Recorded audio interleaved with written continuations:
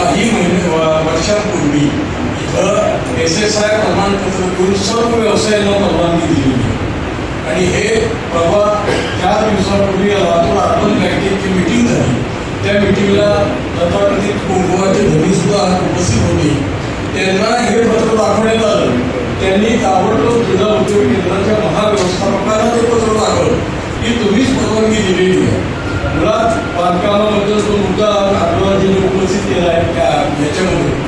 तर त्या बांधकामामध्ये महानगरपालिकेने परवानगी दिलेली, तत्कालीन महानगरपालिकेचे कोणी होते त्यांनी परवानगी दिलेली. त्यामुळे हे सगळं कायदेशीर चालू आहे. याला जिल्हा उद्योग केंद्राची परवानगी आहे आणि हे आपण उद्योग खात्याच्या निदर्शनाला आणलं पाहिजे. की हा काय दुतर्फीपणा आहे? म्हणजे हा पैसे उकळायचा धंदा आहे का? प्लॉटधारकांच्याकडनं किंवा क्लासेसवाल्याकडनं पैसे उकळण्याचा हा धंदा आहे. बाकीचे जे हॉस्टेलवाले त्यांच्याकडूनही पैसे उकळण्याचा हा धंदा इथं सर्रास सुरू झालेला आहे. यांची लुटालूट होते आहे आणि या लुटालुटीला विरोध करणारं एकही नेतृत्व इथं अजून पुढे आलेलं नाही.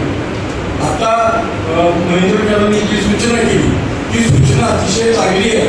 आपण लातूर पॅटर्नला पोषक असं वातावरण निर्माण करायला इथले जे कॉलेजेस आहेत, दयानंद असेल, शाहू असेल, बसवेश्वर असेल, अहमदपूरचं कॉलेज असेल, तर उपयोगी चांगल्या संस्था असतील, या सर्वांना एकत्रित बोलून लातूर पॅटर्न बचाव म्हणजे कृती समिती स्थापन केली तुम्ही.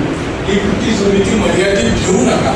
या कृती समितीला अत्यंत व्यापक स्वरूप देऊन आपण अशी एक सगळे मिळून भक्कम तटबंदी तयार करू की त्याला कोणतीही शक्ती आव्हान देऊ शकणार नाही. सोशल मीडिया वगैरे चॅनलवाल्यांच्या नादी लागू नका. त्यांना त्यांचं TRP वाढवायचा असतो. चॅनलवाल्यांच्या नादी लागू नका. त्यांनी लातूर पॅटर्न बदनाम केला, अमुक केला. लातूर पॅटर्न काही एका बाजार करू माणसाला निर्माण केलेलं नाही. लातूर पॅटर्न निर्माण करण्यापासून अगदी उद्योगच्या तिन्ही होळीकरांपासून आणि डॉक्टर गोपाळराव पाटील आहे, डॉक्टर जनार्दन वाघमारे आहे, अनिरुद्ध जाधव आहे, या लोकांनी लातूर पॅटर्न निर्माण केला. तो वाचवायचा असेल तर आता आपल्याला भूमिका घ्यावी लागेल. भूमिका घ्या. लातूरचं अर्थकारण फक्त 2 गोष्टीवर सध्या चालू आहे. एक तर ट्युशन एरिया आणि दुसरी गोष्ट मेडिकल व्यवसाय. आता या दोन्हीवरही संकट आलेलं आहे. मेडिकल व्यवसायाबद्दलही शंका उपस्थित केल्या जात आहे. तेव्हा एका दुसऱ्या डॉक्टर जर काही चुकीचं वागत असेल याचा अर्थ सगळे डॉक्टर चुकीचं वागतात असं नाही. एका दुसरं क्लासवाला काही चुकीचं वागत असेल याचा अर्थ बाकीचे क्लासेसवाले सगळं तसंच वागतात असा अजिबात होत नाही. त्यामुळं आपण आता याच्यासाठी एक भक्कम फळी तयार करायला पाहिजे आणि ती फळी व्यापक पाहिजे. मर्यादित फळी निर्माण करू नका. फक्त 300 एरियापुरतेच लोक सगळे एकत्र आले तर आपल्या ताकदीचा प्रभाव जाणवणार नाही. ताकद जर निर्माण करायची असेल तर लातूर शहरातल्या नव्हे लातूर जिल्ह्यातल्या सर्व सेलिब्रिटीजना एकत्र करा आणि त्यांना म्हणावं की आपलं अर्थकारण वाचवायची वेळ आलेली.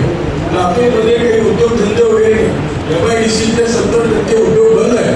त्यामुळं सगळं अर्थकारण जे आहे ते इथं केंद्रित झालेलं आहे या 2 व्यवसायाभोवती आणि या 2 व्यवसायावरच आता संशयाचं धुकं निर्माण झालेलं आहे.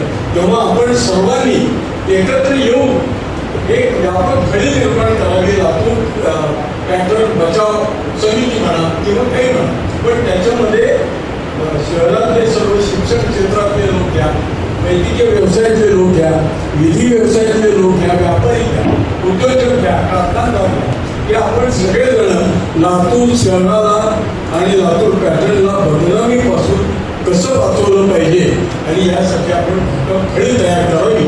आपण या सर्व वेदना देवेंद्र भाऊंच्या कानावर घालाव्या. एवढंच नाही तर केंद्रीय गृहमंत्र्यांच्या सुद्धा कानावर हे घातलं पाहिजे की इथं काही चुकीचे समज निर्माण करून इथल्या अर्थव्यवस्थेवर घाला घातला जात आहे. लातूर आणखी 25 वर्ष मागे जाईल आपण आता जर काही प्रयत्न केले नाही तर. त्यामुळे वेळेवर आपण जागं झालं पाहिजे. ही वेळ आहे आता जागं व्हा.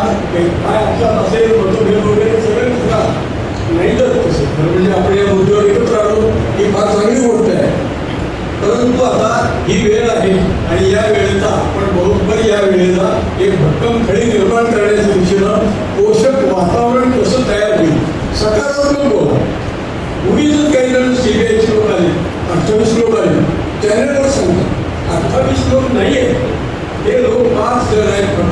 आणि काय एक सोलापूरला आलेलं आहे अधिकारी, फक्त 6 जण आहे आणि ते त्यांचं काम करत आहे. त्यामुळं CBIचे लोक आले, CBIचे लोक आले, कॅमेरामध्ये इकडून तिकडं धावतायत, तिकडून तिकडं धावतायत. त्यांना त्यांचं TRP, त्यांच्यातली जी स्पर्धा आहे, कोण पहिल्यांदा बातमी देतो. मला मी त्या क्षेत्रावर असल्यामुळे सांगतो, कोण पहिल्यांदा बातमी देतो या स्पर्धेतून त्याने आपली नाचक्की चालवली सगळे. त्यामुळं आपण आता त्यांचा विचार करू नका. एवढं लोकशाही पद्धतीनं त्यांचं माध्यम वापरतायत होती, आपल्याला त्याच्याबद्दल काही तक्रार नाही. पण आपण जागा व्हायला पाहिजे ना, आपण जागा व्हायला पाहिजे. त्यांना दोष देऊ नका, तो त्यांचा व्यवसाय ते करतायत. आपलं काम आता असं आहे की लातूर शहराची, लातूर पॅटर्नची, लातूर जिल्ह्याची बदनामी वाचवण्याची. मला काल बाहेर जाऊन फोन आला होता, तो म्हणाला तुमच्या लातूरमध्ये हे सगळं असंच चालतं का? मी म्हटलं अहो हे आताचं हे जे वातावरण आहे, याच्या आधी दयानंद कॉलेजला लागोपाठ 6 वर्ष 12वीचा टॉपर दिलेला आहे ना. या लोकांनी काय केलं मग?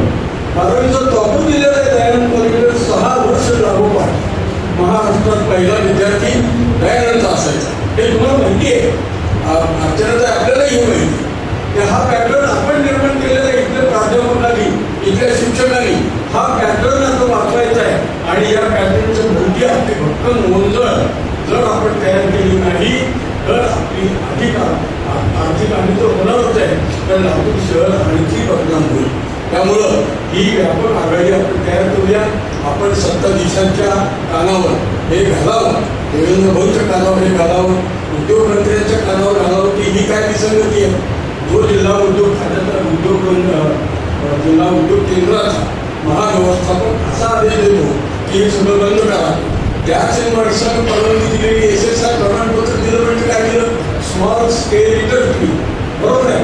मग स्मॉल स्केल इंडस्ट्री आली, हॉस्टेल आहे, कॅन्टीन आहे, त्याच्यानंतर बाकीचे काही बुक सेलर्स आहेत, सगळेच आहेत. त्यामुळे क्लासेस सुद्धा आहेत, शिक्षण सुद्धा आहे. त्यामुळं ही जी SSI प्रमाणपत्र त्यांनी दिलेलं आहे त्याचा जाब आपण खरं म्हणजे देवेंद्र भाऊंना हे सगळं त्यांच्या कानावर घाला. आपली त्या जवळ काय अजित भैया आपलं स्वागत करतो, अभिनंदनही करतो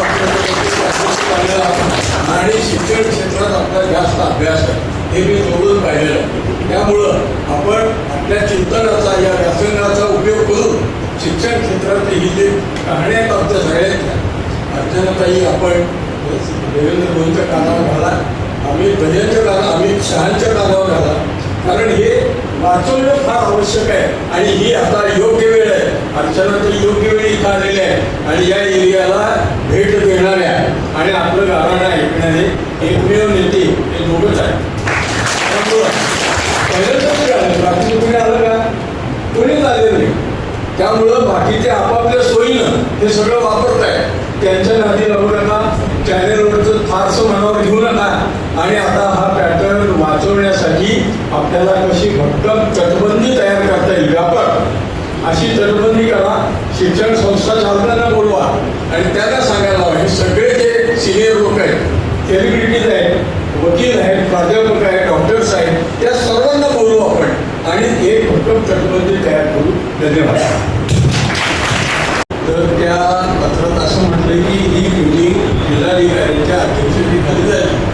मी कालच डॉक्टर भास्केवाड जिल्हाधिकारी यांच्याशी बोललो आणि ते म्हणाले की माझी याला सहमती नाही, असा कोणताही आदेश मी दिलेला नाही. आता बघा हे सगळं पत्र स्वयंस्फूर्त आहे, सेल्फ एक्सप्लेनेटरी आहे. ही जिल्हा उद्योग केंद्राचा महाव्यवस्थापक म्हणतो व्यवसाय बंद करा आणि जिल्हाधिकारी जे त्या बैठकीचे अध्यक्ष आहे ते म्हणतात माझी याला सहमती नाही. आज वर्तमानपत्रात सुद्धा डॉक्टर भास्केवाड साहेबांचं म्हणणं जे काही आहे ते आलेलं आहे. आता या संदर्भात माझ्याकडे जे पत्र आहे अधिकृत, त्याची प्रत माझ्याकडे पाहायला मिळेल. त्या पत्रातला फक्त 4 ओळीचं मजकूर मी तुम्हाला वाचून दाखवतो. त्याच्यातून तुमच्या लक्षात येईल की घाबरण्याचं कारण नाही, अजिबात व्यवसाय कोणताही बंद होणार नाही. पहा, इंडस्ट्रियल इस्टेटमधील प्लॉटवर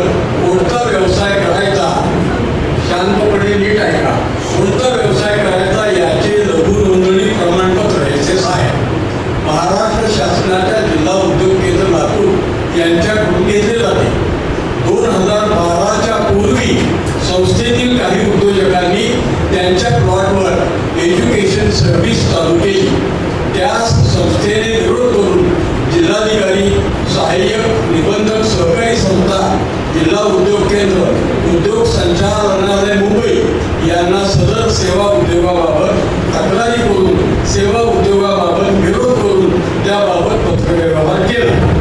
त्यानंतर जिल्हा उद्योग केंद्र लातूर यांनी संस्थेतील प्लॉट धारक सभासदांना MSMED कायदा 2006 अन्वये सेवा उद्योगाचे पार्ट 1 आणि पार्ट 2 असे रजिस्ट्रेशन दिलेले आहे. त्यास अनुसरून संस्थेने 20 मे 2012 रोजीच्या विशेष सर्वसाधारण सभेत ठराव घेऊन सदर सेवा उद्योगाचा समावेश उपविधीमध्ये करून त्याला सहाय्यक निबंधक सहकारी संस्था लातूर यांच्या कार्यालयाच्या दिनांक 13 ऑगस्ट 2012 रोजीच्या आदेशान्वये मंजुरी दिली आहे. आता या सगळ्या स्पष्ट गोष्टी आहेत. सेवा उद्योगामध्ये सगळेजण आहेत, क्लासेस आहेत, बँका आहेत,